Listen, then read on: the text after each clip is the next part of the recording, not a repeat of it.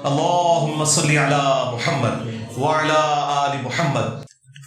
آج کے دور میں جو بہت ہی پرفتن ہے، اپنے آپ کو گناہوں سے کیسے دور رکھ سکتے ہیں؟ دو کام کریں۔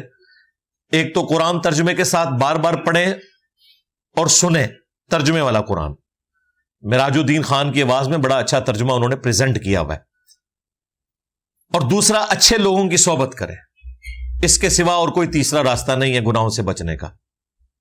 اچھے لوگوں کی صحبت فزیکلی بھی ہو سکتی ہے اور یوٹیوب کے ذریعے بھی ہو سکتی ہے۔ اپنے آپ کو مصروف رکھیں اچھے کاموں میں۔ خالی رہیں گے تب بھی دماغ میں شیطان آئے گا، اور برے لوگوں کے پاس بیٹھنے سے تو شیطان آئے گا ہی۔ اور دوسرا، قرآن بار بار سنتے رہیں تاکہ گاڈ اورینٹڈ ہوں، آخرت اورینٹڈ ہوں۔ اگر ہمارے ساتھ کے لوگ حسن اخلاق کو بے وقوفی سمجھ کر ہمارے ساتھ غلط برتاؤ کریں تو پھر بھی حسن اخلاق کرنا ہوگا۔ جی کریں گے، سر تو نہیں پھاڑنا نا ان کا، اس میں سے کچھ بھی نہیں نکلنا۔ آپ کیا کرنا چاہتے ہیں؟ اگر وہ بدتمیزی کر رہے ہیں یا غیر اخلاقی رویہ اڈاپٹ کیے ہوئے ہیں تو آپ اس کے جواب میں وہی کچھ کریں گے؟ اس کی تو اسلام میں اجازت نہیں ہے۔ آپ نے وہی کچھ کرنا ہے جس کی اسلام میں اجازت ہے۔ تو زیادہ یہ ہے کہ اپنا راستہ بدل لیں۔ وَإِذَا خَاطَبَهُمُ الْجَاهِلُونَ قَالُوا سَلَامًا۔ تخت بلقیس کا واقعہ قرآن میں آیا ہے۔ تخت لے کر آنے والا آصف بن برخیہ بھی ولی تھے۔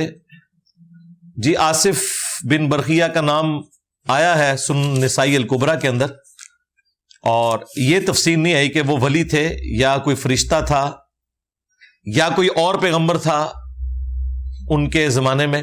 یہ تینوں باتیں ہو سکتی ہیں، واللہ عالم۔ باقی اس سے کسی بزرگ بابے کی کرامت ثابت نہیں ہوتی، یہ صرف انہی کی ثابت ہوتی ہے جو قرآن میں مینشن ہوئی ہے۔ اس کو بنیاد بنا کے اگر کسی نے اپنے بابے کی کوئی کرامت ثابت کرنی ہے تو کر کے بتاؤ نا۔ انجینئر صاحب سے کیوں ڈر گئے بابے؟ وائٹ ہاؤس کو مارگلا ہلز کے اوپر لا کے رکھو، پورے پاکستان کو بریلوی کر لو، بلکہ امریکہ بھی سارا بریلوی ہو جائے گا۔ لو سامو۔ ہاں، باقی تخت بلقیس پہ میری تفصیلی ویڈیو ریکارڈ ہے۔ کیا ایک میل ٹیچر فیمیل لڑکیوں کو پڑھا سکتا ہے؟ بہت مشکل سوال ہے جی۔ انٹریکشن میں تو ظاہر ہے سیکس ڈسپلن ہے، آخری درجے میں اوائڈ ہی کیا جائے۔ ہم تو اس چیز کو سپورٹ نہیں کریں گے۔ پہلے سے اپنی قبر کی جگہ کو مخصوص کر لینا درست ہے۔ اگر تو آپ مالک ہیں اس جگہ کے تو ضرور کریں، لیکن اگر قبرستان میں آپ نے قبضہ کیا ہوا ہے جو کہ پبلک پراپرٹی ہے تو بھائی قبرستان کے اندر قبضہ اس کا ہوگا جو پہلے مرے گا۔ اگر آپ کو اس زمین میں پہنچنا ہے تو پہلے مرنے کی کوشش کریں، کیونکہ وہ پبلک پراپرٹی ہے۔ یہاں تو لوگوں نے پورے جنگلے لگا کے قبضے کیے ہوتے ہیں، وہ آپ نہیں کر سکتے۔ ہاں، اگر آپ کا ذاتی قبرستان ہے، ذاتی زمین وقف کی ہوئی ہے، تو بے شک آپ وہاں پہ پوری ایک کنال جگہ اپنی قبر کے لیے رکھ لیں، کوئی مسئلہ نہیں ہے۔ مزار نہ بنائیں، قبر کے لیے جگہ رکھ سکتے ہیں۔ میں ایک یتیم بچہ ہوں، میرے تایا ابو مجھ سے بہت زیادہ کام کرواتے ہیں اور مجھے خرچہ بھی نہیں دیتے۔ اس صورت میں میں جھوٹ بول کر پیسے لے لیتا ہوں، کیا میں صحیح کرتا ہوں؟ یعنی خرچہ اگر وہ اتنا بھی نہیں دے رہے کہ آپ کی گزر بسر نہیں ہو سک رہی تو پھر تو کسی حد تک جسٹیفائی ہو سکتا ہے اجتہاداً۔ بخاری میں حدیث ہے، ابو سفیان کی بیوی نے شکایت کی کہ ابو سفیان رضی اللہ تعالیٰ عنہ مجھے خرچہ پورا نہیں دیتے، تو نبی الاسلام نے کہا کہ تم اس کی اجازت سے بغیر بھی اس کے مال میں سے اتنا لے لو کہ تمہارا خرچہ پورا ہو جائے، کیونکہ اس کے ذمہ ہے نا۔ تو انہوں نے اجازت مانگی تھی کہ بغیر اجازت کے میں لے لوں، تو آپ نے اجازت دے دی تھی۔ تو لیکن اس کے اوپر پھر چیک کہاں لگے گا؟ ہو سکتا ہے آپ اپنے اللہ تللے ایسے کر رہے ہیں کہ تائے کو ہی کنگال کرنا چاہتے ہیں آپ، تو وہ پھر میری ذمہ داری نہیں ہے بھائی، یہ آپ کا اور اللہ کا معاملہ ہے۔ مونچھیں رکھنی چاہیے کہ نہیں؟ اگر رکھنی چاہیے تو تاؤ دینا چاہیے یا نہیں؟ مونچھیں نبی الاسلام نے تو اتنی ہی رکھی ہیں جتنی میری آپ کو نظر آ رہی ہیں کہ پیچھے کی کھال کی سفیدی نظر آئے۔ یہ بخاری میں موجود ہے۔ عبداللہ ابن عمر رضی اللہ تعالیٰ عنہ نے داڑھی اور مونچھوں سے متعلق احادیث روایت کی ہیں، اس میں یہ بھی موجود ہے کہ مونچھیں اتنی پست کی جائیں کہ پیچھے کی کھال نظر آئے۔ البتہ مونچھیں بڑی رکھنا حضرت عمر سے ثابت ہے، لیکن وہ بھی ایسی بڑی نہ ہو، وہ سائڈ سے بڑی ہو سکتی ہیں، سامنے سے اتنی بڑی نہ ہو کہ منہ میں آنا شروع ہو جائے۔ یہ اوپر کی جو ہونٹ کی لائن ہے یہ نظر آنی چاہیے، سائڈ سے آپ بڑھا کے تاؤ بھی دے سکتے ہیں، وہ حضرت عمر سے ثابت ہے، بالکل جائز ہے۔ ہم نے جائز کیش سے 10,000 روپے قرضہ لیا اور ہفتے کی فیس 500 روپے ہے, یہ ادا کرو تو کیا سود ہے؟ جی سود ہی ہے نا جی, پیسے کے بدلے پیسہ سود ہے, بالکل سود ہے 100%.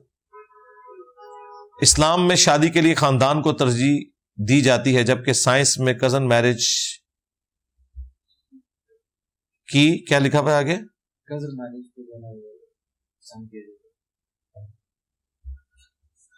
دیکھیں, کزن میرج کا نقصان بھی ہو سکتا ہے, ضروری نہیں کہ ہو, لیکن اس میں چانسز موجود ہیں, باقی حرام تو نہیں ہے. جو آپ کو بہتر لگتا ہے جی کریں آپ. اگر آپ سمجھتے ہیں کہ زیادہ شادیاں نسل در نسل ہوئی ہیں اور بچے معذور پیدا ہو رہے ہیں تو پھر خاندان سے باہری شادی کرنی چاہیے. باقی یہ حلال و حرام کا مسئلہ نہیں ہے, یہ آپ نے خود اپنے معاملات کو دیکھنا ہے. میری بہت سی نمازیں چھوٹ گئی ہیں, اب ان کو کیسے ادا کروں؟ قضاء عمری کا طریقہ میری ویڈیو دیکھ لیں, توبہ کر لیں اور آئندہ سے کوئی نماز نہ چھوٹے, اور اب اگر خدا نہ خواستہ کبھی چھوٹے تو ساتھ ساتھ ادا کریں. پرانی نمازوں پہ توبہ کر لینا کافی ہے. گناہ تو صرف ایک شیطان نے کیا تھا, تو اس کی آل اولاد کا کیا قصور تھا کہ وہ بھی اس کے ساتھ جہنم میں جائیں گے؟ وہ اپنی مرضی سے جا رہے ہیں. بالکل آپ کی بات درست ہے, ان کا کوئی قصور نہیں ہے اگر وہ اس کی اولاد ہونے کی وجہ سے جا رہے ہوں. نہیں, وہ سورہ قاف میں آیا ہے کہ قیامت والے دن وہ شیطان جو انسان کے ساتھ اٹیچ ہے وہ بھی اللہ کے حضور پیش ہوگا, اور وہ چمچہ گیری کرنے کی کوشش کرے گا اور کہے گا کہ یا اللہ یہ آ گیا تیرا مجرم جو دنیا میں نافرمانی تیری کرتا تھا. تو اللہ تعالیٰ فرمائے گا ان سب کو جہنم میں ڈال دو, کیونکہ اس نے بھی نافرمانی کی تھی, تو وہ اپنی مرضی سے نافرمانی کر رہے ہیں. ثبوت یہ ہے کہ مسلم شریف میں حدیث ہے, نبی الاسلام کہتے ہیں کہ ہر انسان کے ساتھ ایک فرشتہ اور شیطان ہے. ایک صحابی نے پوچھا کہ آپ کے ساتھ بھی؟ آپ نے فرمایا میرے ساتھ بھی ایک شیطان تھا, یعنی جن, لیکن وہ مطیع ہو گیا, وہ مجھے نیکی کی طرف ہی بلاتا ہے. تو وہ مطیع ہوا ہے نا, اس کا مطلب ہے کہ وہ مطیع ہو سکتا ہے اگر وہ کوشش کرے. کیا جنات کسی انسان کے اندر آ کر اسے تنگ کر سکتے ہیں اور انسان جن کو قابو کر سکتا ہے؟ زیادہ تر تو جنہوں نے انسانوں کو قابو کیا ہوا ہے. ہاں, باقی یہ واقعی جنات انسان کے اوپر اثر رکھتے ہیں, اور ان کے سحر کی وجہ سے انسان کو تکلیف بھی اٹھانی پڑتی ہے, اور اس کا باقاعدہ علاج ہوتا ہے جس طرح کے باقی بیماریوں کا علاج ہے. ہمارے پاس نہیں ہے بہرحال اس کا.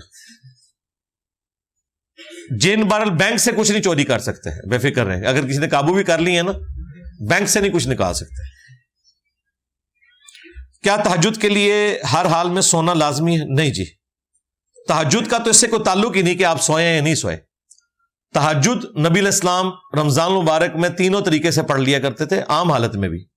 جامعہ ترمذی میں موجود ہے نبی الاسلام کی تہجد کی نماز, جسے آپ قیام اللیل بھی کہتے ہیں, اسی کو تراویح بھی کہتے ہیں, اسی کو تہجد بھی کہتے ہیں, اس کو وطر بھی کہتے ہیں. یہ چاروں ایک ہی نماز کے نام ہیں. تو اما عائشہ سلام اللہ علیہا نے صحیح بخاری میں ان سے جب پوچھا گیا نبی الاسلام کی رات کی نماز کا, تو فرمایا کہ رمضان ہو یا غیر رمضان نبی الاسلام 11 رکعت سے زیادہ نہیں پڑھتے تھے. یہ آپ کی عمومی سنت تھی. 13 بھی ثابت ہے صحیح بخاری میں, اور ابو داؤد میں موجود ہے نبی الاسلام نے قیام اللیل رات کو عشاء کی نماز کے ساتھ بھی کروایا ہے, آدھی رات میں بھی کروایا ہے, آخری پہر میں بھی کروایا ہے. نیند کا کہیں پہ بھی ذکر نہیں ہے. یہ قیام اللیل ہے, رات کے وقت آپ کسی بھی وقت کر لیں. یہ نیند والی شرط جو ہے وہ حنفیوں نے لگا دی بھی ہے, لیکن انہوں نے بڑی آسانی کی ہے. وہ کہتے ہیں نیند کا یہ مطلب نہیں کہ آپ نے خراٹے لینے ہیں. وہ کہتے ہیں آپ عشاء کی نماز کے بعد تھوڑی دیر کے لیے بیٹھیں, ہلکا سا جھٹکا بھی آ جائے تو آپ کی نیند ہو گئی, اسی وضو سے کھڑے ہو کے آپ تہجد پڑھ سکتے ہیں.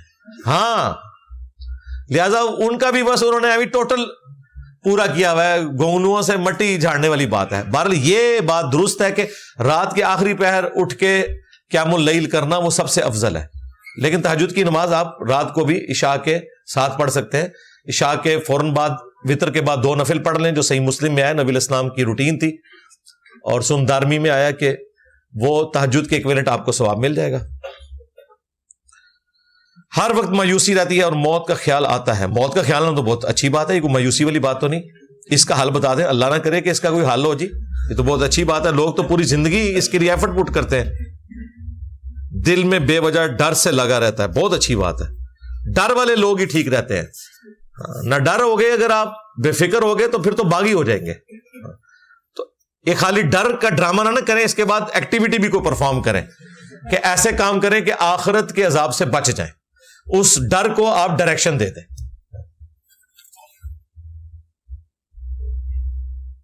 اگر کسی کو کوئی چیز خریدنی ہو اور اس کے ساتھ بحث، ہاں جی، ہاں تو اس میں پوچھنے والی کون سی بات ہے؟ یہ تو آپ کا رائٹ ہے، آپ کریں. اور بعض اوقات لوگ ایسی بحث بھی کرتے ہیں کہ اگلا بندہ کہتا ہے جی تسی مفتی لے جاؤ، اور جب وہ یہ کہے نا تو مفت نہیں لے کے جانا آپ نے. ہاں.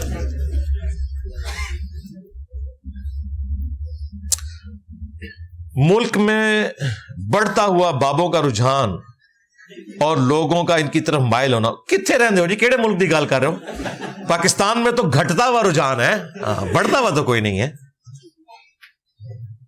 باقی آج کی ویڈیو کافی ہے بابے مارنے کے لیے.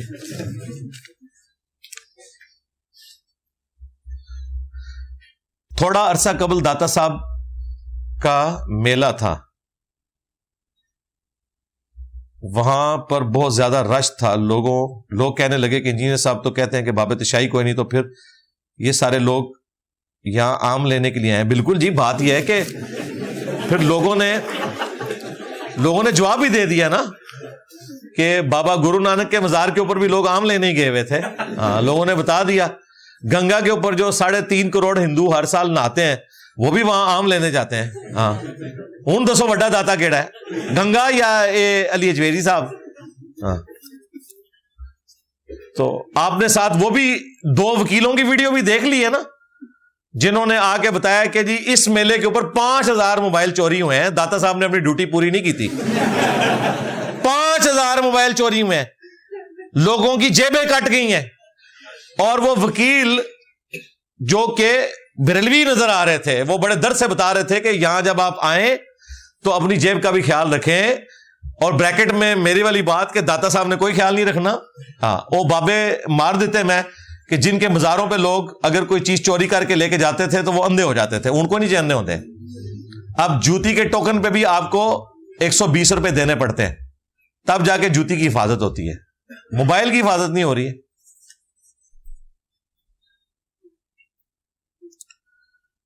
اہل سنت کے ہاں قرآن کے بعد بخاری اور اسی طرح اہل تشیع کے ہاں اصول الکافی ہے. تو ان دونوں میں سے ہم کس بنا پر یہ اندازہ کریں کہ کون سی روایت ٹھیک ہے؟ آپ قرآن کے بعد نہ جائیں، قرآن پہ ہی رہنا. باقی باتیں جو ہے وہ فروعی مسائل میں اکثریت ایک جیسا موقف رکھتی ہے. سب سے بڑا مسئلہ آپ کے لیے زندگی موت کا نماز کا طریقہ تھا نا، اس سے تو بڑی کوئی چیز نہیں ہے نا. اگر دین کے 100 حصے ہیں نا تو اس میں 50% حصہ جس چیز کا شامل ہے نا وہ نماز ہے. تو وہ تو ہم نے ثابت کیا کہ ہاتھ چھوڑ کے بھی ثابت ہے، ہاتھ باندھ کے بھی، لہذا مسئلہ ختم ہو گیا. اب رہا عقیدہ نہ آپ نے بخاری سے لینا ہے نہ اصول الکافی سے لینا ہے، عقیدہ لینا ہے آپ نے قرآن سے. اور جو بات قرآن کے مطابق ہے، چاہے وہ سنیوں کے ہاں پائی جاتی ہو خواہ شیعہ کے ہاں، وہ آپ نے لے لینی ہے. سمپل، اس میں کون سا مسئلہ ہے؟ میرا دوست ہے، جب میں اسے نماز پڑھنے کا بولتا ہوں تو وہ بولتا ہے کہ خیر ہے، جس نے کلمہ پڑھا ہے وہ ایک نہ ایک دن جنت میں چلا جائے گا. انہیں کہیں یہ آدھی بات ہے، عذاب بھگت کے جائے گا. اور وہ کتنے سال کا عذاب ہے، کتنے 100 سال کا عذاب ہے، یہ کسی کو نہیں پتا. اور ساتھ ہی اسے پریکٹس کروانی شروع کر دیں. آپ اسے کہیں کہ روزانہ 1 منٹ کے لیے نا موم بتی کے فلیم کے اوپر ہاتھ رکھو تو پتہ چل جائے گا یہ جملہ بولنا کتنا آسان ہے. ہاں، بخاری مسلم میں حدیث ہے کہ آخرت کی آگ دنیا سے 70 گنا تیز ہے، تو یہ آگ برداشت نہیں ہوتی. تو یہ سارے ایویں جملے بنائے ہوئے انہوں نے. بخاری شریف کی حدیث ہے، میری ساری امت جنت میں جائے گی سوائے اس کے کہ جس نے جنت میں جانے سے انکار کر دیا. تو پوچھا گیا من ابا یا رسول اللہ، کس نے انکار کیا جنت میں جانے سے؟ آپ نے فرمایا جس نے میری اطاعت کی وہ جنت میں جائے گا، اور جس نے میری نافرمانی کی اس نے خود ہی جنت میں جانے سے انکار کر دیا. ہاں، یہ حدیث نہیں پتا بخاری شریف کی، اور وہ حدیثیں آؤٹ آف کانٹیکسٹ کاٹ کے لوگ اپنا لقمہ اس کے منہ میں ڈالتے ہیں. جی کلمہ پڑھ لیا تو جنت میں جائیں گے. جی کلمہ پڑھ لیا تو ایک نہ ایک دن جنت میں چلے جائیں گے اگر ایمان پر موت ہوئی. اور لاکھوں سال کا عذاب بھگت کے، جس کا آپ تصور بھی نہیں کر سکتے. ہم تو اللہ سے دعا کرتے ہیں ہمیں بغیر حساب و کتاب کی جنت میں داخل کرے، آمین. کیا یہ حدیث ہے کہ جو حرام کھائے اس کی 40 دن تک عبادت قبول نہیں ہوتی؟ ایک روایت تو ہے مسلم شریف میں کہ جو کسی نجومی کے پاس مستقبل کا پتہ لگوانے کے لیے جاتا ہے تو 40 دن تک اس کی عبادت قبول نہیں ہوتی. لیکن یہ ساری چیزیں اس صورت میں جب آپ توبہ نہ کریں. اگر آپ توبہ کر لیتے ہیں تو 40 دن اللہ تعالیٰ نے کوئی گن کے پورے نہیں آپ کے کرنے، اسی وقت سب چیز 0 سے ملٹیپلائی ہو جائے گی، بالکل کلین سلیٹ ہو جائیں گے. کیا امام مہدی کی روایات سے مراد عمر بن عبدالعزیز ہیں؟ عمر بن عبدالعزیز بھی امام الہدا ہیں، اس میں کوئی شک نہیں ہے. جتنے بھی اچھے مسلمانوں کے حکمران ہیں تمام ہدایت کے امام ہیں. لیکن جو امام مہدی وہ والے امام مہدی ہیں جو قرب قیامت میں آئیں گے وہ عمر بن عبدالعزیز نہیں ہے. یہ ذہن میں رکھیے گا، کیونکہ صحیح مسلم شریف میں موجود ہے کہ جب ایک صحابی نے حدیث بیان کی کہ قرب قیامت میں ایک خلیفہ آئے گا جو مال بھر بھر کر دے گا، تو دوسرے نے پوچھا کہ کیا اس سے مراد یہ والے ہیں جو عمر بن عبدالعزیز؟ ان کا نہیں، اس سے مراد وہ جو آخری زمانے میں آئیں گے. تو امام مہدی عمر بن عبدالعزیز بھی ہیں، لیکن یہ وہ والے مہدی نہیں ہیں جن کی بشارتیں آئی ہیں احادیث میں. وہ 12 حدیث میں نے بیان کی ہیں. وہ بنو امیہ سے نہیں ہوں گے. عمر بن عبدالعزیز تو بنو امیہ سے ہیں، وہ بنو ہاشم سے ہوں گے.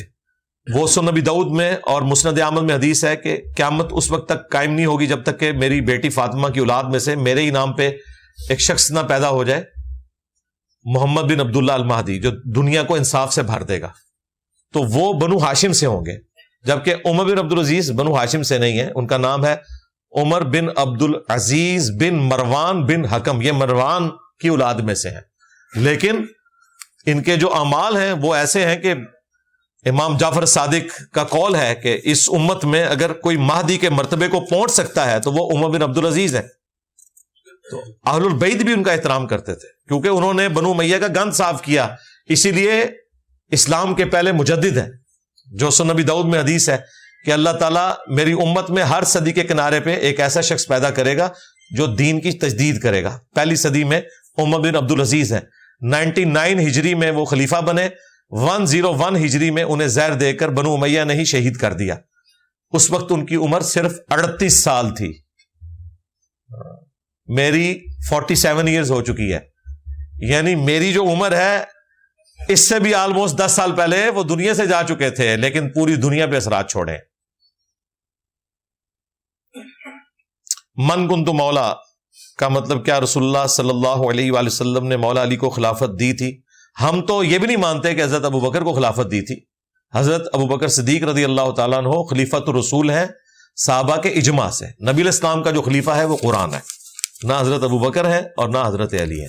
ہاں پولیٹیکلی مسلمانوں کو جو ایک حکمران کے طور پر خلیفہ چننا ہوتا ہے اس میں حضرت ابو بکر، عمر، عثمان و علی کو صحابہ کرام نے چنا ہوا ہے.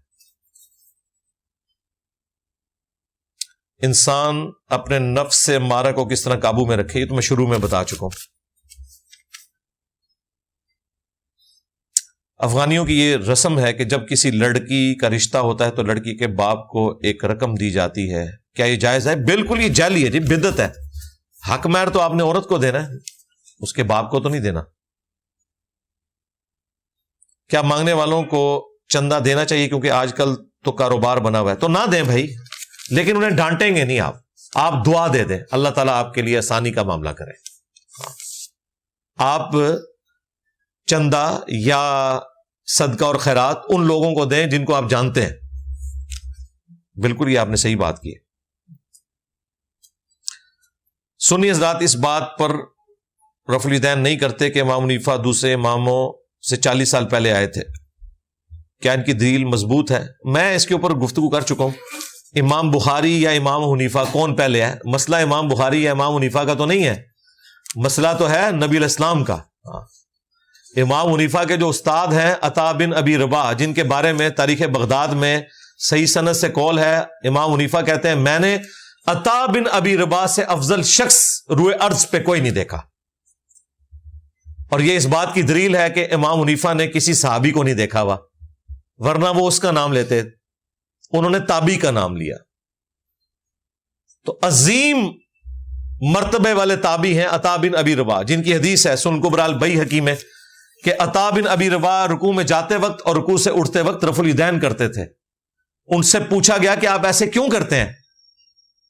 تو انہوں نے کہا یہی سوال میں نے عبداللہ ابن زبیر سے پوچھا تھا کہ آپ رکوع میں جاتے وقت اور رکوع سے اٹھتے وقت رفع الیدین کیوں کرتے ہیں؟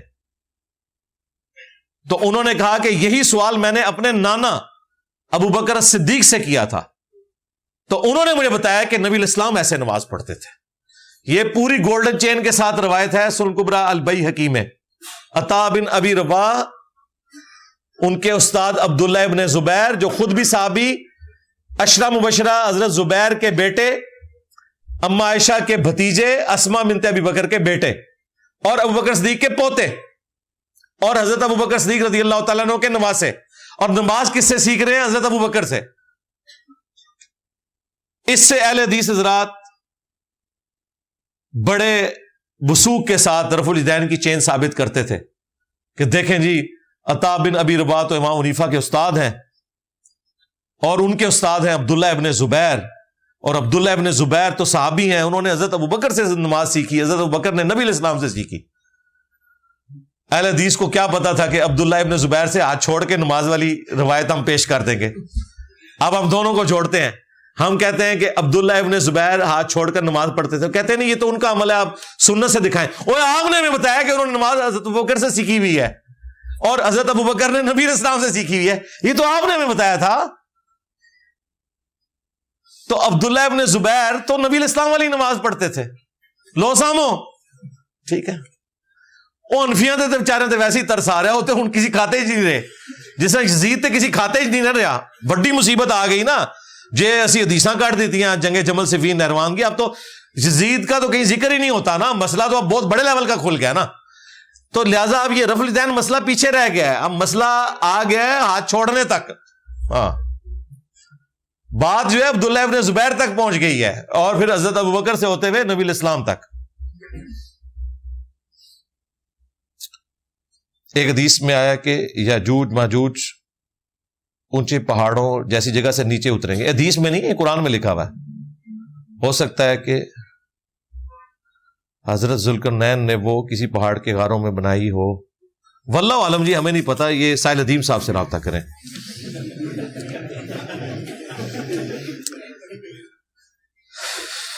سورہ صاد 75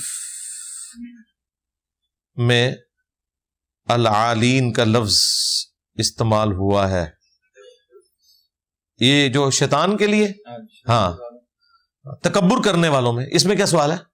یہ عالین کون ہے؟ جو تکبر کرنے والے،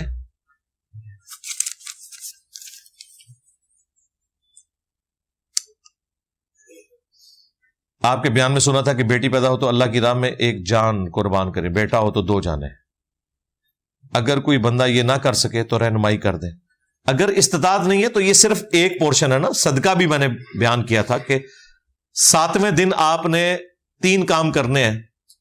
نمبر 1 اس کا نام اناؤنس کرنا ہے، نمبر 2 اس کے سر کے بال مڑوانے آپ نے، اور نمبر 3 اس کا عقیقہ کرنا ہے۔ اور سر کے بال مڑوانے والی روایتوں میں ساتھ آیا کہ کچھ صدقہ اور خیرات کرنا ہے۔ اگر آپ عقیقہ نہیں کر سکتے تو صدقہ اور خیرات کر لیں، اور جب اللہ تعالیٰ توفیق دے تب کر لیں۔ میں ایک مکینک ہوں، ورکشاپ میں جب کسٹمر گاڑی کا کام کروانے آئے تو میں اس کی گاڑی میں جو اسپیئر پارٹس ڈالتے ہیں، جب ہم وہ مارکیٹ سے خرید کر لاتے ہیں تو اس سے اصل قیمت سے زیادہ روپے لیتے ہیں۔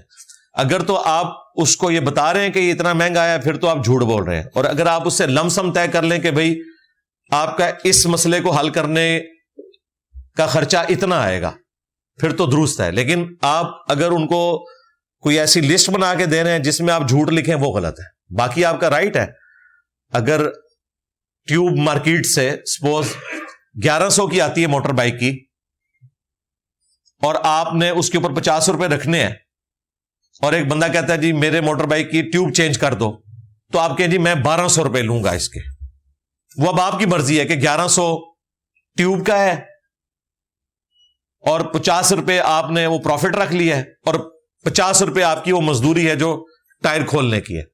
لیکن اگر آپ اس کو بل بنا کے دیں اور اس میں آپ لکھیں کہ جی ٹیوب 1150 کی اور 50 روپے میری مزدوری، تو یہ جھوٹ ہو جائے گا. تو اس چکر میں پڑھنے کی ضرورت ہی نہیں ہے. آپ لم سم رقم بتایا کریں تاکہ اس فتنے سے بچ جائیں. اگر ورک شاپ میں کوئی گاڑی کا کام کروانا ہے تو اس کا کام دوسرے میکینک سے میں خود کروا دوں تو اس گاڑی والے سے جتنے کا کام ہوا اس سے زیادہ پیسے لے سکتے. ٹھیک ہے، بالکل جائز ہے، مڈل مین ہے آپ. لیکن وہی بات ہے کہ جھوٹ نہیں بولنا.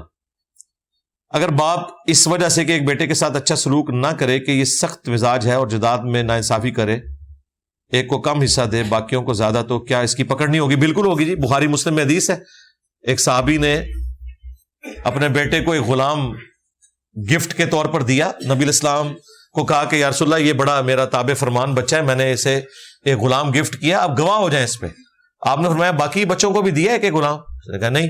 تو فرمایا تم کیا یہ چاہتے ہو کہ ساری اولاد تمہارے ساتھ اچھا سلوک کرے؟ کہا یا رسول اللہ ایسے ہی ہے. تو فرمایا پھر سب کو دو یا اس سے بھی واپس لے لو اور اس گناہ پر مجھے گواہ نہ کرو. نبی الاسلام نے تو اسے حرام فرمایا. لیکن یہ ساری باتیں ان کے لیے جو قرآن و حدیث کے ماننے والے ہیں. جن ابوں نے نماز ہی نہیں پڑھنی ان کو آپ یہ حدیثیں سنائیں گے کہ جی آپ برابر کا حصہ تقسیم کریں. اتنے جوگے ہوندے تو اپنی قبر سیدھی کر لیندے، آخرت کی فکر کر لیتے. بل کوشش کریں، ہم تو آپ کو صرف شرعی مسئلہ بتا سکتے ہیں. اگر ایک عورت کا شوہر اس کے حقوق ادا نہ کر رہا ہو تو کیا اس کے اصول کے مطابق، جیسے مرد کیا لکھا ہوا ہے چھوڑ جاتے ہیں، تو کیا عورت کا ساتھ رہنا چھوڑ جاتے ہیں؟ کیا مطلب دوسرے ملک چلے جاتے ہیں؟ ہاں تو پھر اس میں مجھ سے کیا پوچھ رہے ہیں؟ اچھا ہاں ٹھیک ہے، لیکن اس کے لیے سٹیپ وائز ہے. قرآن میں ہے کہ پہلے ایک بڑا آپ انوالو کریں گے اپنی طرف سے اور ایک مرد کی فیملی کی طرف سے، اور وہ آپس میں کنسنسس کر کے کسی رزلٹ پہ پہنچیں گے. اور اگر آپ کسی کنسنسس پہ نہیں پہنچ سک رہے تو قرآن نے اجازت دی ہے کہ آپ بھی خلا والا معاملہ کر سکتے ہیں. جب سفر میں ہو تو باجماعت ظہر کے 4 فرض پڑھیں گے یا اپنی سفر والی نماز پڑھیں؟ بھائی جماعت ہو رہی ہے تو جماعت کا ثواب لینا، الگ سے کیوں پڑھتے ہیں اپنے 2 فرض؟ اور اگر آپ خود جماعت کرا رہے ہیں تو آپ 2 فرض پڑھ لیں. مقامی جو امام ہے اس کے پیچھے آپ نے 4 فرض ہی پڑھنے ہوں گے. حدیث میں 1 لاکھ سے زیادہ پیغمبروں کا بتایا گیا، لیکن ان میں سے ہم صرف چند کے نام جانتے ہیں، تو کیا رام کرشن بھی اللہ کے پیغمبر ہیں؟ واللہ عالم. بدھا کے بارے میں بعض لوگوں نے کہا کہ حضرت ذوالکفل تھے، لیکن یہ سارے اندازے ہیں. قرآن میں صرف 25 انبیاء کے نام آئے، اور مسند احمد میں حدیث ہے کہ 1,24,000 پیغمبر آئے. واللہ عالم. جتنے دنیا میں لوگ کلیم کرتے ہیں اپنے بڑوں کے بارے میں کہ وہ پیغمبر تھے، صرف ان پیغمبروں کے بارے میں ہم وثوق سے کہہ سکتے ہیں جو قرآن و سنت میں رپورٹ ہوئے، باقیوں کے بارے میں نہیں. کیا روحیں گھر آتی ہیں جمعہ کو جب قبرستان جاتے ہیں وہاں جو بولتے ہیں مردہ سنتا ہے؟ جی روحیں کوئی نہیں آتی ہیں. دوسرا، مردے کو سلام پہنچتا ہے، سننے والی بات کوئی نہیں ہے، پہنچتا ہے اور وہ جواب بھی دیتا ہے. نہ ہمارا ڈائریکٹ وہ سن رہا ہوتا ہے نہ ہم اس کا سن رہے ہوتے ہیں. میں نے تو آج تک کبھی نہیں جواب سنا. آپ نے اگر سنا ہے تو مجھے بتا دیں، ریکارڈنگ کر کے ویڈیو بھیج دینا، چلا دیں گا. اگر آپ نہیں سن رہے ہیں نا، جس طرح وہ جواب دے رہے ہیں اور آپ نہیں سن رہے، اس طریقے سے آپ کا بھی سلام اس تک جا رہا ہے اور وہ نہیں سن رہا، اس تک پہنچایا جا رہا ہے. اور اس کے جواب کا جو ثواب والا معاملہ ہے وہ اس کے نام اعمال میں جائے گا، اور جو ہم سلام بھیج رہے ہیں اس کا ثواب ہمیں ملے گا. دعا آپ کر سکتے ہیں اس کے لیے. نماز پڑھنے والے سے آگے سے گزر سکتے ہیں؟ جی گزر سکتے ہیں اگر ستھرا ہو. نمازی کے آگے سے گزرنا تفصیلی ویڈیو دیکھ لیں، وہ بخاری مسلم میں 1 ہاتھ یعنی 1.5 فٹ اونچی کوئی چیز سامنے ہونی چاہیے، 1 انگلی جتنی موٹی ہو تو پھر آپ سامنے سے گزر سکتے ہیں. اور اگر نہیں ہے تو آپ انتظار کریں گے. وہ بخاری میں موجود ہے 40 تک انتظار کریں. راوی کہتا ہے میں بھول گیا ہوں کہ 40 دن تھے، 40 ہفتے تھے یا 40 سال تھے. 40 دن بھی ہو تو بہت زیادہ ہے. بہرحال ابن ماجہ میں موجود ہے کہ وہ 40 سال کا ذکر نبی علیہ السلام نے کیا تھا، اور 40 سیکنڈ بعد انہیں سلام پھیر دینا ہے. کیڑی صلاۃ و تسبیح نیتی ہے، چپ کر کے تھوڑی دیر انتظار کر لو. میں رفع الیدین سے نماز ادا کرتا ہوں تو مجھے امام مسجد منع کرتے ہیں، وہ بولتے ہیں کہ رفع الیدین بت رکھنے کی وجہ سے شروع ہوئی. یہ پرانی باتیں ہو گئی ہیں. دوسرا یہ ہے کہ آپ امام کے سامنے کیوں رفع الیدین کر رہے ہیں؟ امام کے آگے کھڑے ہو کے نماز پڑھتے ہیں آپ. اگر پیچھے پڑھ رہے ہیں تو اسے تو نہیں پتا چلتا، اسے اس وقت پتا چلتا ہے جب آپ اس کے سامنے سنتیں ادا کرتے ہیں. سنتا کار ادا کرو. ہاں بالکل. اقامت کے وقت مسجد میں پہنچے، جماعت سے نماز پڑھیں، سلام پھیرتے ہی گھر آ جائے، انہوں پیچھے پیٹن دو.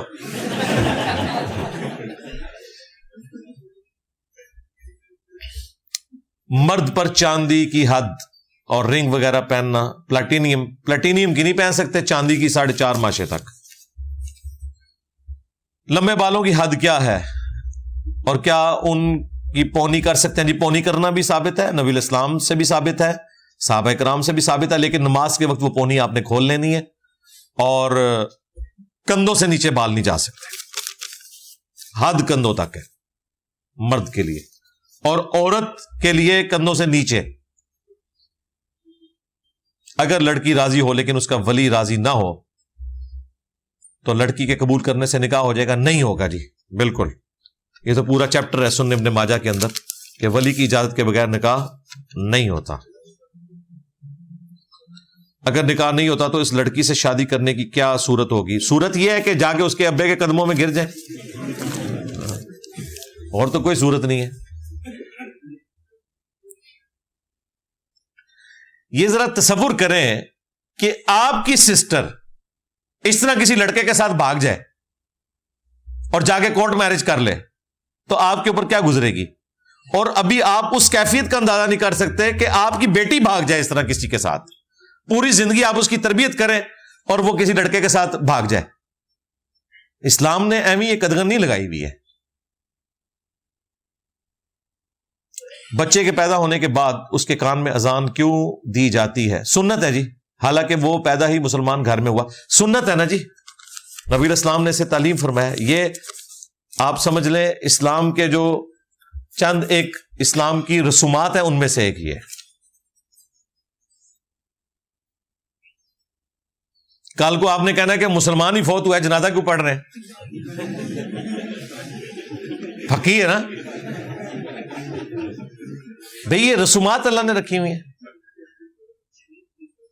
بار بار توبہ کرنا، پھر گناہوں میں غرق ہو جانا، پھر توبہ کرنا، اسی طرح موت آ جائے تو کیا جنت ملے گی یا دوزخ؟ انشاءاللہ تعالیٰ اگر توبہ کر کے مرے ہیں تو جنت میں ہی جائیں گے انشاءاللہ. اور یہ تماشا لگانا بند کریں، بس کہیں فل سٹاپ بھی لگائیں نا. کسی کی اجازت کے بغیر اس کی ویڈیو بنانا کیسا ہے؟ بالکل حرام ہے جی، بالکل. یہ تو آپ کام کر ہی نہیں سکتے، بالکل غلط ہے یہ. دیکھیں کوئی کسی حالت میں ہے، ایون کوئی مرد بھی کسی مرد کی تصویر بنا کے کیسے اپلوڈ کر سکتا ہے؟ یوٹیوب کو اگر شکایت ہو جائے نا، آپ کسی ویڈیو میں نظر آ رہے ہیں نا اور آپ یوٹیوب کو بتائیں کہ یہ ویڈیو میں جو نظر آ رہا ہوں اس میں میری اجازت نہیں ہے، وہ ویڈیو بلاک کر دیتے ہیں. اتنے اسٹرکٹ قوانین ہیں، کیونکہ یہ آپ کا رائٹ ہے کہ آپ سے پوچھ کے آپ کی تصویر بنائی جائے. آپ کہیں بیٹھ کے جو کھانا کھا رہے ہیں اور کوئی بندہ آپ کی ویڈیو بنا کے چڑھا دیتا ہے تو آپ کو کتنا برا لگے گا.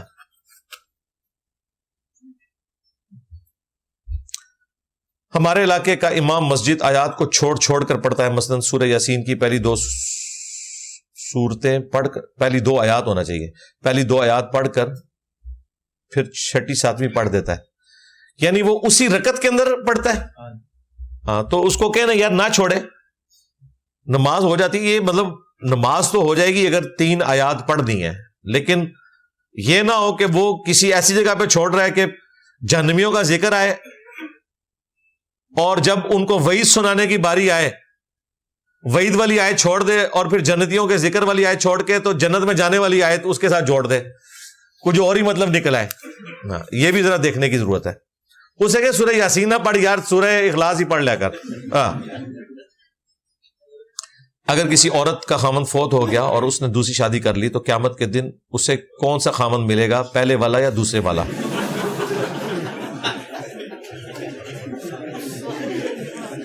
یہ جنت میں جا کے پتا چلے گا جی، پہلے والا ملتا ہے دوسرے والا ملتا ہے یا دونوں نہیں ملتے، وہ جنت میں پہنچے ہوئے ہوں،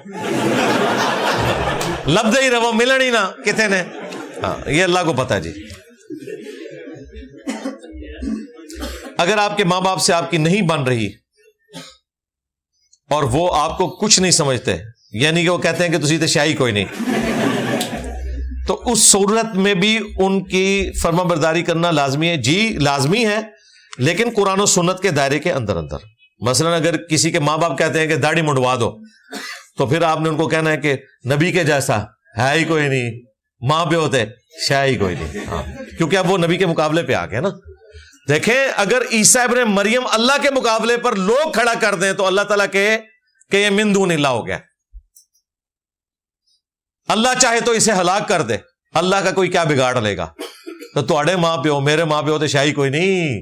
عیسیٰ ابن مریم کا اللہ تعالیٰ توحید کے حوالے سے اس طریقے سے ذکر کرتا ہے. تو اللہ رسول کے مقابلے میں جب کوئی کھڑا ہوگا تو وہ والی بات اس کی نہیں مانی جائے گی. باقی دنیا میں معروف طریقے سے چلنا ہے، خواہ ماں باپ کافر ہی کیوں نہ ہو. قرآن میں 5 مقامات پہ توحید کے بعد ماں باپ کا حق ذکر ہوا ہے، لہذا ماں باپ کے حق سے آپ کسی بھی صورت بری ذمہ نہیں ہو سکتے. ابھی یہ جو قرآن کلاس نمبر 191 میری ہوئی ہے، پوری 1 گھنٹے کی ویڈیو میں نے ایک آیت کے ٹکڑے پہ ریکارڈ کروائی ہے. وَبِالْوَالِدَيْنِ إِحْسَانًا، ماں باپ کے ساتھ حسن سلوک. وہ آپ ویڈیو دیکھ لیں. حجر اسود کا رنگ کالا کیوں ہے؟ وہ جامع ترمذی میں حدیث ہے، جب یہ نازل ہوا تھا تو دودھ کی طرح سفید تھا، لوگوں کے گناہوں کی نحوست کی وجہ سے یہ سیاہ ہو گیا. ٹھیک ہے، یعنی پتھر کے اوپر اثر ہو گیا لوگوں کا. پتھر کا اثر لوگوں پہ نہیں ہوتا. یہ لوگوں نے پتھر پہنے ہوتے ہیں نا کہ اس کے کوئی اچھے اثرات ہوتے ہیں. آپ کا اثر تو قبول کر لے گا، تسی بڑی پیڑی شے ہو، تھوڑا اثر لے لے گا. ہو 12 ربیع الاول کو جلوس پر جانا، میلاد وغیرہ کرنا، اگر کوئی ہمیں دعوت دے تو انہیں بتائیں کہ یہ میلاد منانے کا طریقہ نہیں ہے، سوموار کا روزہ رکھیں. انجینئر صاحب کی ویڈیوز دیکھیں. آپ نے ایک ویڈیو میں کہا تھا میوزک حرام نہیں ہے، وضاحت فرما دیں. وضاحت میں نے اس ویڈیو میں کی ہوئی ہے، حرام نہیں ہے. نہیں میں کیا ہویا خدا دا ناج ہے، ضربت علیہم الذلہ والمسکنہ اے چوکلیڈے وچوں. ہاں وہ پورا بتایا ہوا ہے. آپ بھی مانتے ہیں کہ دف بجانا حرام نہیں ہے. تو میں نے ایک کانٹیکسٹ میں گفتگو کی ہوئی ہے. مرنے کے بعد عذاب روح پر ہوگا یا جسم پہ؟ دونوں نے مزے لوٹے ہیں، دونوں پہ عذاب ہوگا. کیا اللہ شرک کو معاف کر سکتا ہے؟ یہ جملہ ہی انویلڈ ہے، یہ محال ہے. لا تبدیل لکلمات اللہ، اللہ کے کلمات نہیں بدلتے. ٹھیک ہے، اور اللہ کے کلمات یہ ہیں انہ من یشرک باللہ فقد حرم اللہ علیہ الجنہ ومأواہ النار وما للظالمین من انصار، اور ان اللہ لا یغفر ان یشرک بہ ویغفر ما دون ذلک لمن یشاء.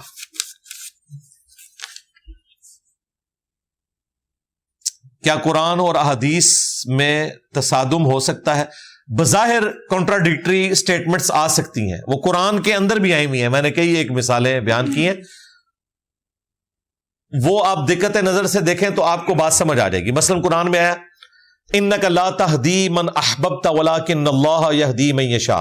اے نبی جس سے تم محبت کرتے ہو تم اسے ہدایت نہیں دے سکتے، اللہ جسے چاہتا ہے ہدایت دیتا ہے. یہ سورہ قصص میں آیا.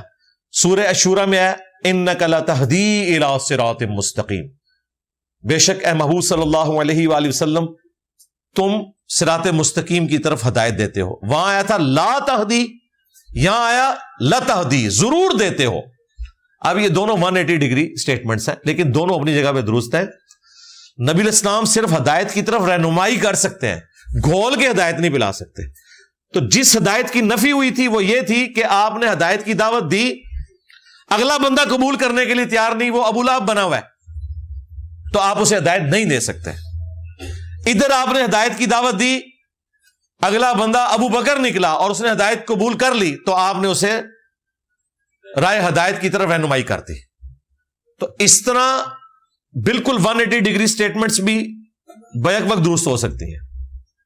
اسی طریقے سے ایکسیپشنز بھی ہو سکتی ہیں کہ جنرل حکم آئے، قرآن میں جگہ جگہ ہے اللہ مردوں کو زندہ کرے گا، لیکن یہ بھی ہے کہ حضرت عیسیٰ بھی کرتے تھے، تو کیا ہم عیسیٰ ابن مریم کو خدا مان لیں؟ نہیں، وہ ساتھ آیا بِإِذْنِ اللہ، وہ معجزے کے طور پر تھا، ان کے ذریعے سے ہوا، کیا اللہ ہی نے۔ یہ ساری جو ہم توجیہات بیان کرتے ہیں کیوں کرتے ہیں؟ اسی لیے کرتے ہیں نا۔ اسی طریقے سے قرآن میں آیا کہ ہم نے مرد و عورت کے ذریعے تمہیں پیدا کیا، لیکن حضرت عیسیٰ علیہ السلام کے بارے میں آیا کہ ماں سے پیدا ہوئے، باپ تو ان کا ہے ہی کوئی نہیں ہے، وہ کلمت اللہ ہے، روح من ہے، تو ہم کہیں گے یہ ایکسیپشن ہے۔ تو ایکسیپشنز بھی ہو سکتی ہیں۔ اسی طریقے سے بعض اوقات قرآن میں کوئی چیز جنرل رول کے طور پہ آئی ہے، حدیث میں اس کی ایکسیپشن آ جاتی ہے، تو وہ قرآن سے ٹکرا نہیں رہی ہوتی۔ یہ ہمیں لوگوں کو وہم ہو گیا کہ قرآن و حدیث ٹکراتے ہیں۔ ہاں، جو جھوٹی روایتیں ہیں، جھوٹی حدیثیں ہیں، ضعیف روایتیں ہیں، وہ واقعی وہ تو بخاری مسلم سے بھی ٹکراتی ہیں، قرآن سے تو ٹکرائیں گی، ان کو نہیں ہم مانتے۔ آپ نے جن استادوں کا ذکر کیا ان میں پیر نصیر الدین صاحب بھی، ان کی یوٹیوب پر ویڈیوز چل رہی ہیں جن میں وہ غوث اعظم کی ڈوبی ہوئی بارات نکالنے کا واقعہ بیان کر رہے ہیں۔ تو جناب، استاد ذکر کرنے کا کہاں سے یہ مطلب ہو گیا کہ اس کی ہر بات ہم صحیح مانیں گے؟ بھئی ہم تو دلائل کی روشنی میں حضرت علی رضی اللہ تعالیٰ عنہ علیہ السلام کی سپورٹ میں حضرت معاویہ رضی اللہ تعالیٰ عنہ، عمر بن عاص رضی اللہ تعالیٰ عنہ، مغیرہ ابن شعبہ رضی اللہ تعالیٰ عنہ سے اختلاف رکھتے ہیں، تو پیر نصیر الدین صاحب تو شاہی کوئی نہیں یار۔ ہاں، اسی طریقے سے اگر مولانا اسحاق صاحب نے کوئی غلط بات کی ہوئی ہے تو ہم اسے آن نہیں کرتے، شیخ زبیر صاحب نے کوئی غلط بات کی ہے ہم اسے آن نہیں کرتے، اور میں بھی کوئی غلط بات کروں اس کو آپ کو بھی نہیں آن کرنا چاہیے، قرآن و سنت کو فالو کرنا چاہیے۔ اور آخری بات یہ ہے کہ پیر نصیر الدین صاحب کی زندگی میں فیزز آئی ہیں، ایک دن میں انہوں نے لرن نہیں کیا، آہستہ آہستہ آہستہ انہوں نے اپنا رنگ دکھایا، بات سمجھ آتی گئی، کرتے کرتے کرتے جو بالکل آخر میں انہوں نے باتیں کی ہیں اس میں تو لگ رہا ہے کہ ہر چیز کی وہ نفی کر رہے ہیں۔ اسی لیے دیکھیں بریلویوں نے انہیں گمراہ ڈکلیئر کر دیا ہوا ہے، اسی وجہ سے وہ کہتے ہیں آخری عمر میں وہابی ہو گئے تھے۔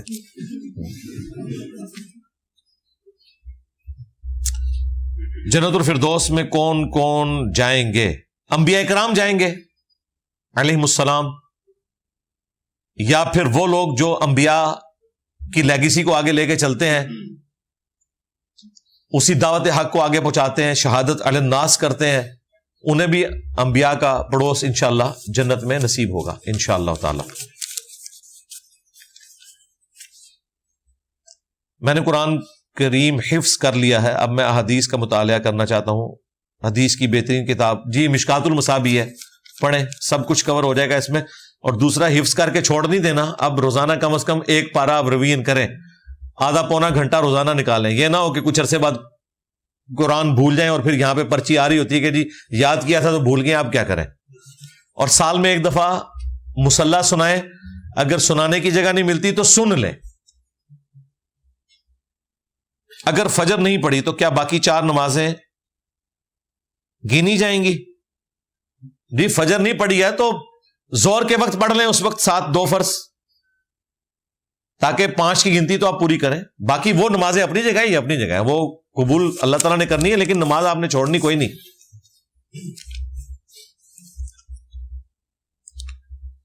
کیا بے نمازی کو کلمہ کے احترام کی وجہ سے نبی الاسلام کی شفاعت نصیب ہوگی؟ واللہ عالم جی، بڑا مشکل سوال کیا ہے۔ اگر تو بالکل نماز نہیں پڑھتا وہ تو کافر ہے، سستی کرتا ہے تو پھر آپ کہہ سکتے ہیں گناہ کبیرہ کا مرتکب ہے، تو وہ تو ابن ماجہ اور ترمذی میں حدیث ہے کہ میری شفاعت میری امت کے گناہ کبیرہ کرنے والے لوگوں کے لیے بھی ہے۔ لیکن اگر بات کفر تک پہنچ گئی تو پھر تو ظاہر ہے کوئی نہیں۔ پھر قرآن کی وہ آیت وَأَقِيمُوا الصَّلَاةَ وَلَا تَكُونُوا مِنَ الْمُشْرِكِينَ، نماز قائم کرنا، مشرک نہ ہو جانا، تو مشرک کے لیے تو شفاعت کوئی نہیں ہے، سیدھی سی بات ہے۔ بخاری مسلم میں حدیث ہے، ہر نبی کو اللہ تعالیٰ نے ایک دعا دی تھی، دنیا میں اس نے کر لی، میں نے اپنی دعا سنبھال کے رکھی ہے، قیامت والے دن میرے ہر امتی کو میری دعا سے نفع پہنچے گا سوائے اس شخص کے کہ جس نے کسی قسم کا شرک کیا۔ خیر اس حدیث میں تو اس بڑے شرک جلی کا ذکر ہے، لیکن نماز کو بھی چھوڑنا اور سرے سے نہ پڑھنا تو وہ بھی کسی نہ کسی درجے میں شرک کی کیٹیگری میں جاتا ہے، کفر تو ہے ہی ہے۔ صحیح مسلم میں حدیث ہے، بندے کے کفر اور ایمان کے درمیان فرق ہی نماز ہے۔ ایک شخص سے بار بار دکھ ملے کتنی بار صلح کر سکتے ہیں؟ ہر دفعہ صلح کریں جی. اور اگر آپ کو خدشہ ہے کہ آپ کو اس سے کوئی تکلیف پہنچے گی تو صلح کر کے تو خاموش ہو جائے نا، لڑیاں نہ ڈالیں آگے. لوگ کہتے ہیں رشتہ داروں سے تکلیف پہنچ رہی ہے تو ہم قطع تعلقی کر لیں. بھائی آپ قطع تعلقی نہ کریں، خوشی غمی میں جائیں، آگے پیچھے نہ لڑیاں ڈالیں. پتہ نہیں لوگوں کے پاس اتنا فالتو ٹائم ہوتا ہے. مغرب کی نماز میں اگر ایک رکعت رہ جائے تو امام کی تیسری رکعت اور ہماری دوسری رکعت میں ہم رفع الیدین کریں گے. جب آپ امام کے پیچھے ہوں گے نا تو جو امام کر رہے ہیں وہ آپ نے کرنا ہے. جب سلام پھیرنے کے بعد آپ اپنی نماز پڑھیں گے نا اس وقت آپ آزاد ہیں. جب آپ امام کے پیچھے ہیں تو آپ وہی کام کریں گے. اس کے لیے پھکی یہ ہے کہ پہلی رکعت میں ہم کبھی بھی نہیں بیٹھتے، نہ فجر میں، نہ ظہر میں، نہ عصر میں، نہ مغرب میں، نہ عشاء میں. کم از کم دوسری رکعت میں بیٹھتے ہیں نا. لیکن اگر کوئی شخص امام کے پیچھے دوسری رکعت میں آگے شامل ہوا ہے، امام کی تو دوسری تھی، آپ کی کون سی تھی؟ لیکن آپ بیٹھ جاتے ہیں. کیوں بیٹھتے ہیں؟ ہاں، تو جب آپ ٹرین میں چڑھ گئے نا تو آپ ٹرین کے مطابق چلیں. اب جب وہ امام تیسری کے لیے کھڑا ہوگا نا، اگرچہ وہ آپ کی دوسری ہے لیکن آپ امام کے ساتھ رفع الیدین کریں. یہی بات زیادہ مضبوط ہے. یہ اجتہادی مسئلہ ہے. امام کے پیچھے ہماری پہلی رکعت اگر رہ جائے تو ہم بعد میں پہلی رکعت پڑھیں گے یا چوتھی. جو بعد میں آپ پڑھ رہے ہیں وہ بیسیکلی آپ چوتھی رکعت پڑھ رہے ہیں، لیکن اس کے اندر جو کچھ پڑھا جا رہا ہے اس میں آپ پہلی رکعت کی طرح پڑھ سکتے ہیں. ثنا نہ پڑھے، ثنا تو نماز شروع کرنے کے لیے دعائے استفتاح ہے، سورہ فاتحہ اور سورت میں لا لیں. اگر ہم جمعہ میں عربی خطبہ میں پہنچے تو 2 رکعت نفل پڑھیں گے یا خاموشی سے خطبہ سنیں گے؟ بخاری مسلم میں ہے کہ 2 رکعت نفل پڑھیں گے مختصر، اس کے بعد بیٹھیں گے. قرآن میں بنی اسرائیل کو فضیلت کے لوگ کہاں ہیں؟ بنو اسماعیل کا تو ذکر نہیں. بنو اسماعیل کے اوپر تو قرآن نازل ہوا ہے بھائی. نبی علیہ السلام کو اللہ تعالیٰ نے بنو اسماعیل میں پیدا کیا ہے اور قرآن سینٹرڈ اراؤنڈ ابراہیم علیہ السلام ہے. بنو اسرائیل کا ذکر ابراہیمی نسبت کی وجہ سے ہے. اللہ تعالیٰ نے بنو اسرائیل، بنو اسماعیل دونوں کو اس حوالے سے ڈسکس کیا ہے کہ حضرت ابراہیم کی اولاد ہے. اور یہ وہ یونیورسل ٹروتھ ہے جسے بنی اسرائیل بھی انکاری نہیں ہے. ابراہیم اکارڈ جو ابھی ہوا تھا، جو عربیوں اور یہودیوں کے درمیان ہوا، امریکہ نے کروایا، اس کا نام ہی رکھا گیا ہے ابراہیمی معاہدہ. کیوں؟ جوس کہتے ہیں یہ عرب ہمارے کزنز ہیں، کیونکہ یہ حضرت اسماعیل کی اولاد میں سے ہے. وہ تورات میں ذکر موجود ہے حضرت اسماعیل علیہ السلام کا. تو بنو اسماعیل کے اوپر تو قرآن نازل ہوا ہے، تو ان کی فضیلت بھی اپنی جگہ ہے. ما کان محمد ابا احد من رجالکم ولکن رسول اللہ وخاتم النبیین، یہ بنو اسماعیل کی فضیلت ہے نا. وما ارسلناک الا رحمۃ للعالمین، یہ بنو اسماعیل کی فضیلت ہے نا. انا ارسلناک شاہدا ومبشرا ونذیرا وداعیا الی اللہ باذنہ وسراجا منیرا، یہ کس کی فضیلت ہے؟ بنو اسماعیل کی. من یطع الرسول فقد اطاع اللہ، جس نے رسول کا حکم مانا اس نے اللہ کا حکم مانا. یہ کس کی فضیلت ہے؟ بنو اسماعیل کی. لقد کان لکم فی رسول اللہ اسوۃ حسنہ وما ارسلناک الا کافۃ للناس بشیرا ونذیرا، ہم نے آپ کو پوری انسانیت کے لیے پیغمبر بنا کے بھیجا ہے. بنو اسرائیل کا تو کوئی ایک پیغمبر بھی پوری انسانیت کے لیے نہیں آیا. تو یہ بنو اسماعیل کی فضیلت ہے. ہم مکہ مکرمہ اور مدینہ شریف گئے، وہاں پر کوئی دربار نہیں ہے، وہاں پر صحابہ کرام کا بھی کوئی مزار نہیں ہے. پہلے تھے جناب، چنگے ویلے گئے ہو تسی، شکر ہے کہ آج تو 150-200 سال پہلے نہیں گئے، ورنہ وہاں آپ نے دیکھ کے آنے تھے اور یہاں بنا لینے تھے. یہ آپ مبارک دور میں پیدا ہوئے ہیں کہ وہ بدعت ختم ہو چکی ہوئی ہے. سعودی حکومت نے 1926 میں سارے مزار گرا دیے تھے. پہلے تھے اور ان کی تصویریں بھی گوگل پہ رکھی ہوئی ہیں، میں نے اپنی ویڈیوز میں لگائی ہوئی ہیں. تو مزار وہاں بنے تھے، 650 سال بعد بننے شروع ہیں. ہاں، اسلام کے پہلے 650 سال میں یہ مزارات کا سلسلہ نہیں تھا. سب سے پہلے نبی علیہ السلام کی قبر مبارک پہ لا کے گنبد رکھا اور اس کے بعد یہ مزارات کا سلسلہ شروع کیا. حالانکہ 650 سال تک مسلمانوں نے یہ گستاخی نہیں کی، بعد والوں نے کی. پھر اللہ تعالیٰ نے اب دوبارہ سے رینیسانس شروع کر دیا، سمجھ لیں. یہ نشت ثانیہ، اور اللہ کا شکر ہے کہ آہستہ آہستہ یہ سلسلہ ختم ہو رہا ہے۔ باقی تو یہ کاروبار کے اڈے ہیں۔ اس وقت پاکستان میں 30,000 سے زیادہ مزار ہیں جو ریکارڈ پہ ہیں، جو چھوٹے موٹے ہیں وہ تو شاید لاکھوں میں پہنچ چکے ہوں۔ تو یہ کمائی کے اڈے بنے ہوئے ہیں۔ مزارات کے اوپر، گنبد خضرا کے اوپر، قبروں کے حوالے سے میری تفصیلی ویڈیوز ریکارڈ ہیں، وہ آپ دیکھ سکتے ہیں۔ کالے جادو کی کیا حقیقت ہے؟ کیا کالا جادو ہو سکتا؟ جی جادو تو ثابت ہے نا جی، نبی الاسلام کے اوپر بھی جادو ہوا، اس کا علاج بھی موجود ہے، آخری 3 صورتیں۔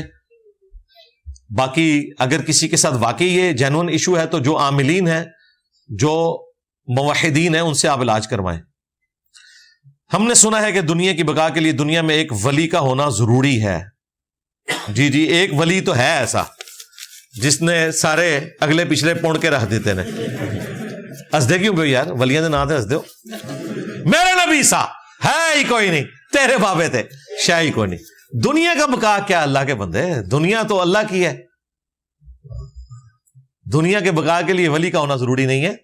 ایک مسلمان جو اللہ کا نام لیوا ہے اس کا ہونا بھی کافی ہے۔ مسلم شریف میں حدیث ہے، جب تک دنیا میں ایک بھی ایسا شخص موجود ہے جو اللہ کا نام لیوا ہے، اللہ تعالیٰ قیامت قائم نہیں کرے گا۔ ٹھیک ہے، ولی شلی نہیں، ایک مسلمان بھی۔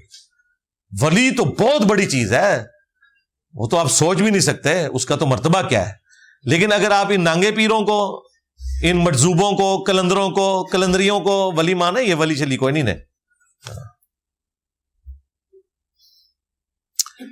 آپ کا استاد کوئی نہیں ہے، مہربانی کر کے آپ اپنے استاد محترم کے بارے میں بتائیں۔ میرے تو اتنے استاد ہیں، مکدے ہی نہیں نے۔ باپا جانی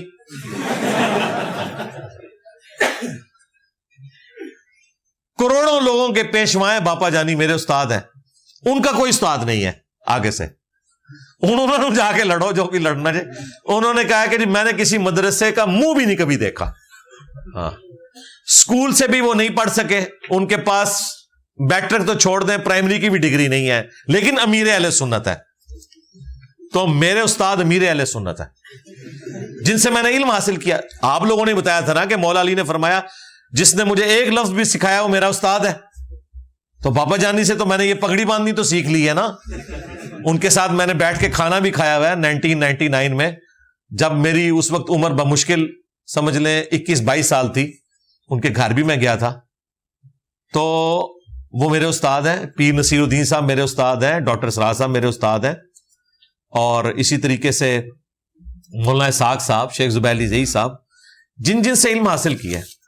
امام بخاری، امام مسلم بھی میرے استاد ہیں، میں نے ان سے بھی علم حاصل کیا ہے کتابوں کے ذریعے۔ اعلیٰ حضرت میرے استاد ہیں، کنز الایمان میں نے پڑھا ہوا ہے۔ باقی اگر آپ کے آمنے سامنے بیٹھ کے تو یہ تو مسئلے اب پرانے ہو گئے ہیں۔ آپ دیکھیں کل تک وہ لوگ جو ہمارا مذاق اڑاتے تھے کہ انجینئر صاحب ڈاکٹر اسرار صاحب کو اپنا استاد کہتے ہیں اور ڈاکٹر صاحب سے یہ کوئی نہیں پڑھے ہوئے، آج اب ڈاکٹر ذاکر نائک اپنا استاد کہہ رہا ہے ڈاکٹر اسرار کو، تو ڈاکٹر ذاکر نائک ڈاکٹر اسرار صاحب سے پڑھا ہوا ہے؟ ایک ملاقات ثابت ہے، میری تو کم از کم 2 ملاقاتیں ہیں، ان میں سے بھی ایک بہت لمبی ہے، اور میں نے تو بہت چیزیں ان سے ڈسکس بھی کی ہیں۔ تو استاد کا مطلب یہ نہیں ہوتا کہ سامنے بیٹھ رہے ہیں، اس کی تعلیمات سے استفادہ آپ نے کرنا ہے، یہ ہوتا ہے استاد۔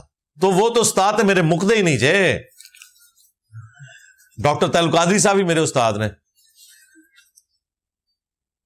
کیا حج کرنے کے لیے پہلے زندگی میں عمرہ کرنا ضروری؟ کوئی ضروری نہیں ہے، اور نہ یہ ضروری ہے کہ آپ کے ماں باپ نے حج کیا ہو۔ کئی لوگوں کے پاس پیسے اکٹھے ہوتے ہیں، کہتے ہیں پہلے ماں کو حج کراؤں گا۔ بھائی ماں کے اوپر حج فرض نہیں ہے، آپ کے پاس پیسے آئے ہیں، آپ کے اوپر حج فرض ہے، آپ حج کریں گے، ماں کو آپ بعد میں کروائیں۔ کیا استاد اپنی شاگرد سے شادی کر سکتا ہے؟ یعنی کہ چاچی بنا سکتا ہے آپ لوگوں کی اس کو؟ تو زیادہ تر چاچیاں ایسے ہی بنی ہوتی ہیں۔ میرا خیال ہے غامدی صاحب نے جو اس کا جواب دیا ہے وہ بالکل درست ہے کہ شرعی مسئلہ نہیں، لیکن اخلاقاً اگر یہ حرکتیں ہوں گی نا تو پھر استاد شاگرد کا رشتہ بدنامی ہو جائے گا۔ حنفی علماء آج کل بخاری کی حدیث 828 پیش کرتے ہیں رفع الیدین نہ کرنے کے ثبوت پر۔ یہ تو میں نے اس لائیو سیشن میں طبیعت صاف کر دی ہے ان کی، یہ پہلے بھی کی ہوئی ہے۔ میری جو ویڈیو ہے نا ہاتھ چھوڑ کر نماز پڑھنا، اس میں میں نے یہ 828 کو ڈسکس کیا ہوا ہے بخاری کی۔ یہ آدھی روایت بخاری میں آئی ہے، اور اس کے اینڈ پہ تورک کا ذکر ہے۔ وہ کوئی نہیں کرتے حنفی کہتے ہیں جی ابو حمید سعدی کی حدیث ہے، اس میں صرف پہلے رفع الیدین کا ذکر ہے، اور بھائی اس میں تو سورہ فاتحہ کا بھی ذکر نہیں، اس میں تو سبحان ربی العظیم کا بھی ذکر نہیں، عدم ذکر ہے۔ اور یہ روایت ہمیشہ حنفی یوز کرتے تھے، اسی لیے امام بخاری کے شاگرد ہیں امام ابن خزیمہ، جنہوں نے صحیح ابن خزیمہ لکھی، اور ان کے شاگرد ہیں امام ابن حبان، جنہوں نے صحیح ابن حبان لکھی۔ امام ابن حبان نے بخاری کی یہ جو 8 to 8 ہے نا، یہ چیپٹر کی ہیڈنگ میں ذکر کیا ہے کہ جو لوگ اس کے ذریعے رفع الیدین کے ساتھ دشمنی کرتے ہیں نا، ان کے لیے میں پوری حدیث نقل کر رہا ہوں ابو حمید سعدی کی، جو ترمذی میں بھی موجود ہے اور ابن ماجہ میں بھی، 10 صحابہ والی حدیث، اس میں رکوع میں جاتے وقت اور رکوع سے اٹھتے وقت بھی رفع الیدین موجود ہے۔ بخاری میں صرف کچھ حصہ ہے، اور امام بخاری نے اس میں چیپٹر کی ہیڈنگ کیا باندھی ہے؟ تشہد میں بیٹھنے کا بیان۔ وہ رفع الیدین کے لیے تو لے کے نہیں آئے ہیں، وہ تو لے کے آئے ہیں تورک کا طریقہ بتانے کے لیے، دایاں پاؤں کھڑا کر کے بایاں اس کے نیچے سے گزار کے لیفٹ سرین پہ بیٹھنا۔ جو اس کی ہیڈنگ ہے، جو اس میں سے رزلٹ نکل رہا ہے وہ نہیں نکالتے، اس میں سے ترک رفع الیدین نکال رہے ہیں۔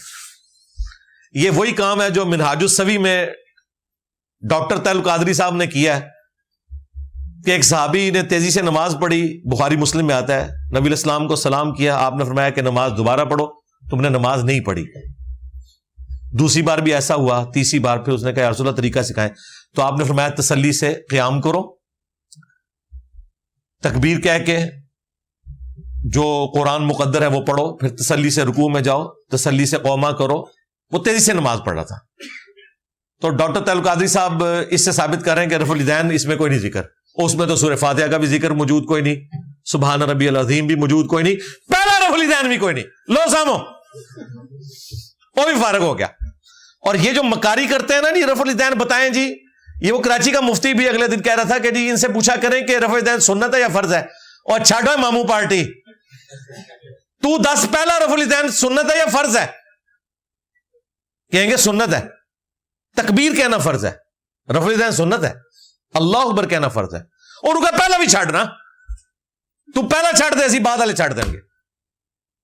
دشمنی ساری بعد والوں کے ساتھ، اور پھر مذاق اڑاتے ہو جی رفع الیدین تو سنت ہی ہے، تسی چھاڑ دو نا پہلا، وطر والا چھوڑ دو نا، اور عید کی جو زائد تکبیرات کے رفع الیدین ہے وہ بھی چھوڑ دو نا۔ ادھر نہیں یاد آتا کہ بت رکھ کے آتے تھے، گھوڑوں کی دمیں، سب فراڈ مچایا ہوا ہے، جھوٹ بولتے ہیں۔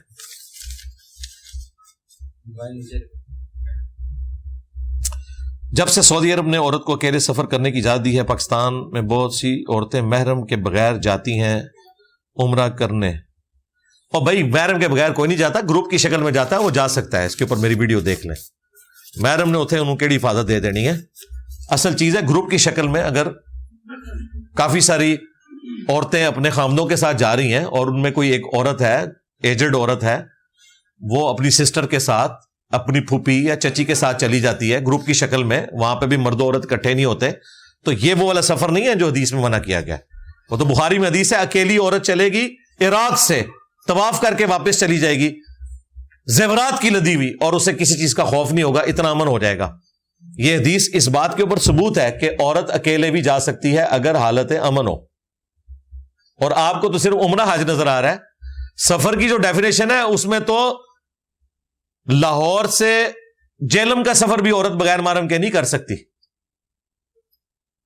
کیونکہ یہ 20 کلومیٹر سے زیادہ ہے، اور حنفی چلیں کہتے ہیں جی 70 کلومیٹر، اور حنفی بریلوی کہتے ہیں 92 کلومیٹر، تینوں کے تحت یہ سفر ہے۔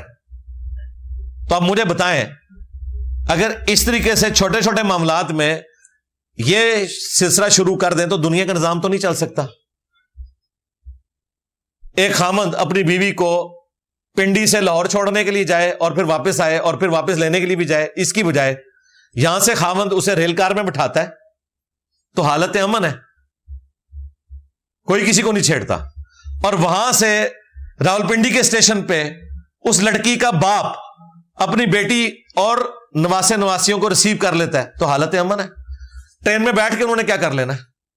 تو اس معاملے کو ذرا فقاہت کی نظر سے دیکھنا ضروری ہے۔ اس ملک میں رہ کر ہم اسلامی نظریات کے مطابق کاروبار کیسے کر سکتے ہیں؟ بہت مشکل کام ہے جی، واقعی صحیح کہا آپ نے، اس میں کوئی شک نہیں، بس گیون سرکمسٹانسز میں جتنا کر سکتے ہیں وہ کریں۔ آپ نے کہا حضرت علی کعبہ کے اندر پیدا ہوئے تو یہ حضرت علی کے لیے نہیں کعبے کے لیے عظمت ہے، آپ کو نہیں لگتا یہ جذباتی بات ہے، علی کی محبت میں غلو ہے؟ نہیں بھائی میرے اللہ کے بندے، کہاں سے غلو ہے؟ میں نے تو ثابت کیا ہے ایک عام مومن کی حرمت جو ہے، یہ آپ نے میرا جو جملہ اٹھایا ہے اس کے ساتھ میں نے حدیث بیان کی تھی، آپ کو یہ یاد کر لینی چاہیے تھی کسی پہ الزام لگانے سے پہلے سوال کرتے وقت کہ یہ جذباتی جملہ ہے، آپ حدیث کو جذباتی بات کہہ رہے ہیں۔ اچھا اب یہ جو میں جتنی سخت جملے بول رہا ہوں نا اس سے کوئی فرق نہیں پڑتا کیونکہ بندہ میرے سامنے نہیں ہے، لیکن یہی بندہ مجھ سے سامنے سوال اور میں یوں کر رہا ہوں نا پھر وہی ہوگا جو ذاکر نائک کے ساتھ لوگ کر رہے ہیں، یہی میں اس کو سمجھا رہا ہوں۔ پرچی لو، 1 to 1 ڈسکشن میں پھر آپ کو پیار محبت سے بات کرنی پڑے گی، اس طرح میں جتنا مرضی غصہ لواں۔ تو بھائی میرے یہ آدھا جملہ آپ نے کاٹا، اس میں نے بتایا تھا کہ ابن ماجہ میں ترمذی میں حدیث ہے کہ ایک مؤمن کی حرمت کعبے سے زیادہ ہے، تو آپ نے جو اختلاف رائے کرنا ہے وہ حدیث سے کریں، مجھ سے کیا کرتے ہیں؟ لو سامو، ہم کسی کمپنی کا کام کرتے ہیں، وہاں کا پرچیز مینیجر ہم سے کمیشن مانگ رہا ہے تاکہ ہم کام دیا کریں۔ جی قانوناً اگر یہ چیز درست ہے تو آپ ضرور کریں، لیکن یہ تو مجھے غلط ہی لگتا ہے، بچ جائیں۔ کیا مشرک امام کے پیچھے نماز ہو جاتی ہے؟ ہاں جی، اگر مسلمان ہے تو ہو جائے گی، کافر ہے تو نہیں ہوگی۔ شرک والے امام کے پیچھے نماز پورا مقدمہ ہے وہ دیکھ لیں۔ قرآن میں اولیاء یا اللہ کے نیک بندوں کا ذکر ہے تو کیا ہم ان کا وسیلہ دے سکتے ہیں؟ یہ کوئی ثابت نہیں ہے۔ قرآن میں جہاں اتنا ذکر آ گیا تھا تو یہ بھی آ جاتا کہ صحاب الکہف کا وسیلہ پاؤ، یعنی اللہ تعالیٰ نے یہ مسنگ سلسلہ چھوڑ دیا، اور جو وسیلے والی آیت ہے اس کو انہوں نے کیا سے کیا بنا دیا۔ جو وسیلہ جائز ہے وہ ہم مانتے ہیں، وہ یہ والا وسیلہ نہیں ہے، وہ اور وسیلہ ہے، اس کے لیے وسیلے کے نام پر دھوکہ۔ یہ ویڈیو دیکھ لیں۔ اگر خاوند کاغذ پر طلاق لکھ دے اور بیوی تک کاغذ نہ پہنچے، بے شک نہ پہنچے، جب لکھی تھی اسی وقت ہو گئی، میسج لکھ دیا چاہے وہ سینڈ ہوا ہے یا نہیں ہوا، ہو گئی۔ یہ پتہ نہیں لوگوں نے کیا کیا راستے میں ڈاکیے سے پکڑ لیتے ہیں، وہ طلاق تو پہلے ہو چکی جب اس نے لکھ دیا۔ ہاں اگر کوئی اس طرح لکھے کہ اگر تجھے یہ خط ملے تو تجھے طلاق تصور ہوگی، پھر ڈاکیے نو پھاڑ لو، پھر نہیں ہوئے گی۔ لیکن اس طرح تو لکھا ہوتا تو نال 4 گالاں بھی لکھی ہوندیاں نے۔ ہاں اللہ ہر وقت انسان کو دیکھ رہا ہے تو پھر فرشتوں کے کندھوں پر کیوں بٹھا رکھا ہے؟ بھائی اللہ تعالیٰ کو فرشتوں کی کوئی حاجت نہیں ہے۔ قرآن میں لکھا ہے سورۃ الاعراف میں کہ ہم کوئی غائب تو نہیں تھے، یہ اللہ تعالیٰ کا ایک پلان ہے۔ اللہ تعالیٰ تو پیغمبروں کے بغیر بھی آپ کو اپنا تعارف کروا سکتا تھا، یہ اس کے پلان کا حصہ ہے۔ یہ محتاجی کو نہیں ڈیمونسٹریٹ کرتا بلکہ اس کے پلان کا حصہ ہے۔ اللہ چاہتا تو بغیر ماں باپ کے آپ کو ڈائریکٹ جن زی کو اوپر سے اتار دیتا 18 سال کی ادھر، لیکن ماں باپ کو ذریعہ بنایا۔ یہ جو حدیث ہے کہ شام والے ہمیشہ حق پر رہیں گے اور جب فتنے رما ہوں گے تو ایمان ہمیشہ شام میں ہوگا، کیا حضرت معاویہ بھی اس میں شامل ہے؟ یار یہ جو قرب قیامت کے جو معاملات ہیں نا ان کا ذکر ہے، باقی یہ نہیں ہے کہ شام والے ہمیشہ اس حوالے سے حق پہ رہیں گے کہ وہ جو حرکتیں کریں وہ درست ہوں گی، یہ بالکل الگ چیز ہے۔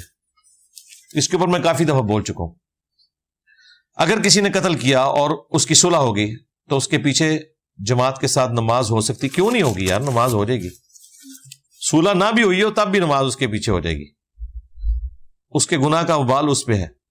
قرآنی وظائف کے بارے میں کافی لوگ صورتیں بتاتے ہیں، یہ پڑھو یہ ہوگا، مثال کے طور پر سورہ واقعہ، رزق میں اضافہ، یہ تو روایت ہے نا، کمزور ہے۔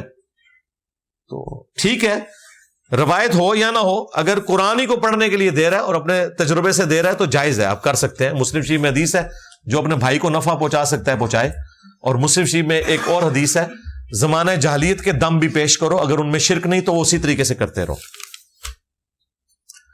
کیا مغرب اور عشاء کی نمازیں جمع کرنی ہو تو عشاء کی نماز لیٹ پڑھنی ہو تو مغرب بھی اتنی لیٹ پڑھنی ٹھیک ہے؟ جی ظاہر ہے جب جمع کرنی ہے تو غروب آفتاب سے لے کر فجر کا وقت داخل ہونے تک جمع ہو سکتی ہے۔ زور اور اثر جو ہے وہ زور کا وقت داخل ہونے سے لے کر غروب آفتاب سے پہلے پہلے جمع ہو سکتی ہے۔ کیا کوئی عورت عدت میں مجبوراً کسی دوسرے ملک جا سکتی؟ اتنی کون سی مجبوری ہے دوسرے ملک جانے کی؟ تسلی سے یہیں پہ عدت گزارے، اور اگر کوئی اس اعتبار سے اسے دوسرے ملک بھجوا رہا ہے کہ وہاں اس کی کوئی دیکھ بھال کرنے والا تو وہ آ جائے تھوڑی دیر کے لیے ادھر، کوئی ایسا مسئلہ نہیں ہے۔ اس کو بھی آپ دین کا کام سمجھیں نا، ایک فالتو کام نہ سمجھیں. اگر کوئی عورت ولی کی اجازت کے بغیر نکاح کرے تو اس کا نکاح باطل ہے. اگر اس شخص نے اس لڑکی سے صحبت کی تو اس کا حق مہر ادا کرے گا. جی وہ تو کرے گا، باقی دنیا میں معروف طریقے سے اس کو آپ نے سیٹل ڈاؤن کرنا ہے. اب یہ نہیں کہنا کہ جی میں نے چونکہ ولی کی اجازت کے بغیر اس سے نکاح کیا تھا لہذا نکاح تو ہوا نہیں ہے تو طلاق بھی اب دینے کی ضرورت نہیں ہے، میں کہیں اور کرنے لگا ہوں. اس طرح نہیں ہوگا. آپ نے قانوناً جو اپنے معاملات ہیں وہ اسی طریقے سے لے کے چلنے ہیں، اسے کنکلوڈ کرنا ہے. لو جی سیکنڈ لاسٹ پرچی، سورہ بقرہ آیت نمبر 79 میں کہ لوگ اپنے ہاتھ سے کتاب لکھتے ہیں اور کہتے ہیں کہ یہ اللہ کی طرف سے ہے. بالکل اسی طرح. اور آج کل مدارس میں ہر مسلک کے نصاب پڑھائے جاتے ہیں، اور یہ بھی نصاب کیا اسی درجے پر نہیں ہوگا؟ دیکھیں میں نے آج ڈسکشن کر دی ہے، اتخذوا احبارہم ورہبانہم اربابا من دون اللہ. میرا خیال ہے وہ کافی ہے ڈسکشن، وہ اسی کو کور کرتی ہے. قرآن کی آیت ہے جس کا مفہوم ہے کہ اگر کسی چیز کی قدرت ہے تمہیں تو تم زمین و آسمان سے باہر نکل جاؤ، لیکن تم زور کے سوا نکل نہیں سکتے. جی یہ سورہ رحمان کی آیت ہے. اس کا ترجمہ جو سلطان ورڈ آیا دو طریقے سے کیا گیا. ایک تو یہ ہے جو آپ نے کیا ہے کہ تم زور کے بغیر نہیں نکل سکتے، اور ایک یہ ہے کہ تم جہاں بھی جاؤ گے اللہ ہی کی بادشاہی ہوگی. سلطان یعنی کہیں بھی چلے جاؤ سلطان اسی کا ہے، بادشاہی اسی کی ہے. تو دونوں ترجمے بیک وقت درست ہیں. بغیر زور کے تم زمین و آسمان کے کناروں سے نکل نہیں سکتے، یعنی بغیر راکٹس کے. اور اگر زمین و آسمان کے کناروں سے آپ نکلتے ہو تو وہاں بھی نکل جاؤ، وہاں پہ بھی اللہ ہی کی بادشاہی ہے، سلطان اللہ ہی کا ہے. کہیں پر بھی چلے جاؤ اللہ ہی کی حکومت ہے. دونوں معنی درست ہیں. نہیں جی آپ کا پورا تھدا الحمدللہ میں نے ہمت کر کے کمپلیٹ کر دی ہے. کافی سارے لوگوں نے دعاؤں کے لیے کہا ہے، سسٹرز نے دعاؤں کے لیے کہا ہے. اینڈ پہ ہم دعا بھی کر لیتے ہیں. اللہم انی اسألک بانک انت اللہ لا الہ الا انت الاحد الصمد الذی لم یلد ولم یولد ولم یکن لہ کفوا احد وإلہکم الہ واحد لا الہ الا هو الرحمن الرحیم الف لام میم اللہ لا الہ الا هو الحی القیوم اللہم صلی علی محمد وعلی آل محمد ربنا آتنا فی الدنیا حسنہ وفی الآخرۃ حسنۃ وقنا عذاب النار رب ارحمہما کما ربیانی صغیرا ربنا هب لنا من ازواجنا وذریاتنا قرۃ اعین وجعلنا للمتقین اماما اللہم اغفر لحینا ومیتنا وشاہدنا وغائبنا وصغیرنا وکبیرنا وذکرنا وانثانا اللہم من احییتہ منا فاحیہ علی الاسلام ومن توفیتہ منا فتوفہ علی الایمان. اے اللہ جن جن بھلائیوں کا سوال تیرے محبوب صلی اللہ علیہ وآلہ وسلم نے تجھ سے کیا، ہمارے حق میں، ہمارے ماں باپ کے حق میں، ہمارے بیوی بچوں کے حق میں، ہمارے رشتہ داروں کے حق میں، پوری امت کے حق میں قبول و منظور فرما.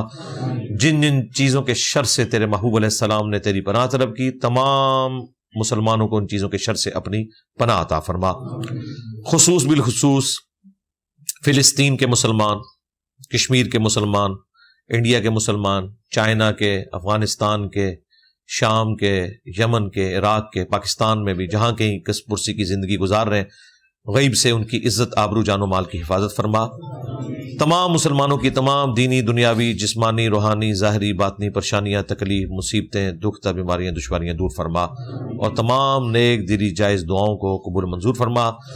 ہمارے ملک پاکستان کی خیر فرما، پورے عالم اسلام کی خیر فرما، اندرونی اور بیرونی خطرات سے محفوظ فرما. سبحان ربک رب العزت عما یصفون وسلام علی المرسلین والحمد للہ رب العالمین وصلی اللہ علی النبی الکریم وعلی آلہ واصحابہ اجمعین الی یوم الدین. آمین.